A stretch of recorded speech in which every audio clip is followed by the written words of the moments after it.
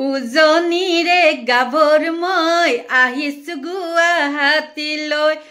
দাদাহঁত, গুৱাহাটীলৈ যেতিয়া তোমালোকৰ ভণ্টিহঁত আহে তেতিয়া অকণমান চকু কাণ দিবা দেই, নহ'লে দিন দুপৰতে দেখিছা নহয় কেনেকৈ হানি খুচি হত্যা কৰিলে। দাদা নামত দাদা হ'লে নহ'ব দেই, তোমালোক কামে কাজেও দাদা হ'ব লাগিব। স্বাগতম জনাইছোঁ সকলোকে মোৰ এই ভিডিঅ'টোলৈ দেই। আৰু এই ভিডিঅ'টো মই এইখিনি কথা কিয় কৈছোঁ জানেনে?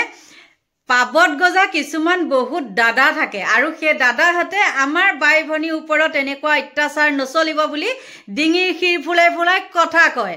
আৰু সেইটো কাৰণে মই এইটো ক'লোঁ। এতিয়া আপোনালোকে ভাবি চাওকচোন, যদি এইজনী মৌচুমী গগৈ নামৰ ছোৱালীজনীক আজি এই দাস বোলাজনে যদি হত্যা নকৰি পেলাই এজন মুছলমান যুৱকে হত্যা কৰিলে হয়, তেতিয়া কি কৰিলে হয় আপোনালোকে নিজেই কওক, মই নোকোৱাৰ আগতে। আৰু সেইদিনাখন এটা মই ভিডিঅ' বনাইছিলোঁ। ভিডিঅ'টোত মই কোনো দুখীয়া মানুহক হহা নাই। মই ভিডিঅ'টো কৈছিলোঁ এনেকৈ যে ঘৰত বহিবলৈ এখন চকী নাই, কিন্তু তেহেঁতৰ কি লেভেল দেখিব।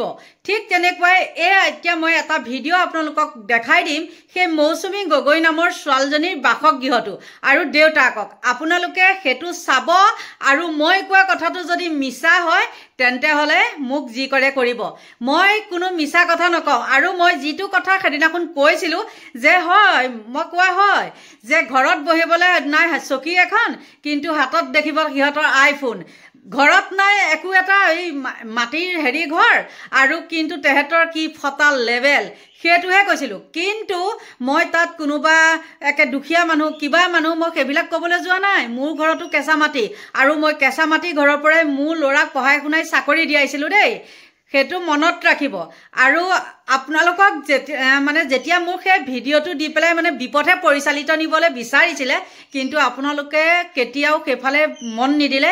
সেইটো মোৰ কাৰণে আপোনালোকলৈ বহুত বহুত ধন্যবাদ, যিহেতু আপোনালোকৰ মোৰ ওপৰত বিশ্বাসটো আছে। মই তেনেকুৱা কথা নকওঁ বুলি আপোনালোকে নিজে কওক। এই মৌচুমী গগৈ নামৰ ছোৱালীজনী যি ড্ৰেছ পাতি মই ভিডিঅ'টো লগাই দিছোঁ, আপোনালোকে চাব।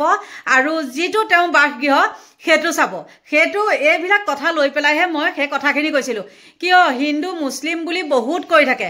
আজি যদি এই ছোৱালীজনীৰ লগত আজি মুছলিম যুৱক এজনে কৰিলে হয়, তেতিয়া ক'লে হয় এই লাভ জেদা প্ৰেমৰ প্ৰলোভনেৰে এনেকুৱা কৰিছিলে, তাই ভাল নেপাইছিলে নহয়, আমুকহে। এতিয়াও বহুতে কয় ভাল নেপাইছিলে নহয়। যদি ভালেই নেপাইছিলে তেন্তে হ'লে সেই ল'ৰাটোৰ মানি বেগত এই ছোৱালীজনীৰ ফটোবিলাক ক'ৰ পৰা ওলালে কওকচোন।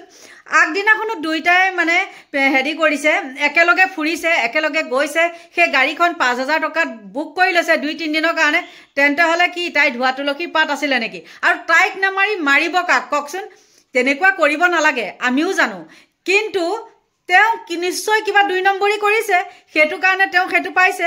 আৰু এই গাৰ্জেনজনৰ কথা কৈছোঁ, গাৰ্জেনজনৰ কথাটো শুনকচোন আপোনালোকে। মই মিছায়ে কৈছোঁ, মই চব মিছায়ে কওঁ, মই সাজি পাৰি কথা কিছুমান কওঁ।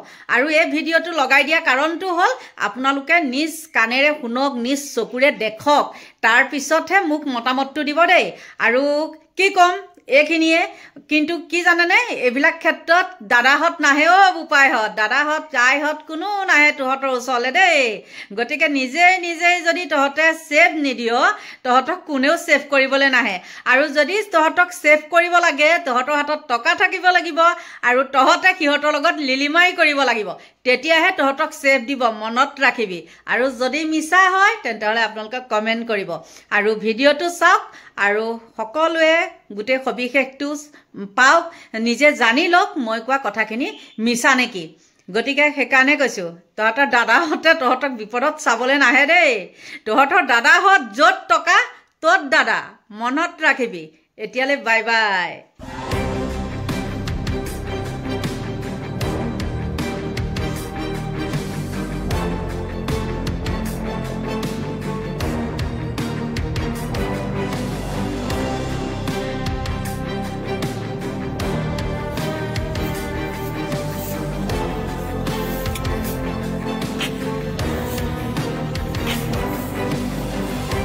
তাই 21 লাষ্টৰ প্ৰায় বুলি ক'ব পাৰি। গুৱাহাটীত পূৰবী বুলি এগৰাকী লগৰ, মই বাৰেকৰ নিচিনা। তাই মাতি পঠাই দিলে ঘৰত থকাতকৈ গুৱাহাটীলৈ গুচি আহিলে, মোৰ লগতে থাকিবি, কাম বন কৰিবি। তেনেকৈ বুলি যোৱা পঠিয়াই দিয়াহে। মই কিন্তু এবাৰো গুৱাহাটীলৈ যোৱা নহ'ল। ক'ত কি কৰিছে কি নাই কৰা মই সেইবোৰ বিশেষকৈ নাজানো। মাত্ৰ গুৱাহাটীত আছে বুলি জানো। পৰবীৰ লগতে কিছুদিন আছিলে, তাৰপিছত এতিয়া পৰবীৰ নাম লগ আজি বেছি দিন হোৱা নাই, 15 দিনমান হৈছে নেকি, যে মোৰ ওচৰৰ পৰা তাই গুচি গ'ল, বেলেগ ৰুমত ৰুম ল'লে আৰু বেলেগকৈ থাকে, তেনেকৈ বুলিহে মোক জনাইছে। বিশেষ কি হ'ল কি নাই মই এতিয়া নাজানো, ক'ব নোৱাৰোঁ। মই ডাঙৰটোৰ মুখত শুনিছোঁ, জাগুনৰ পৰা ফোন কৰিছে ডাঙৰটোৱে যে ননৰ এক্সিডেণ্ট হ'ল, কিমান কি এক্সিডেণ্ট নাজানো, গতিকে অলপ হেৰি নেকি, অলপ চিৰিয়াছে নেকি, তেনেকৈ বুলি ক'লে মানে।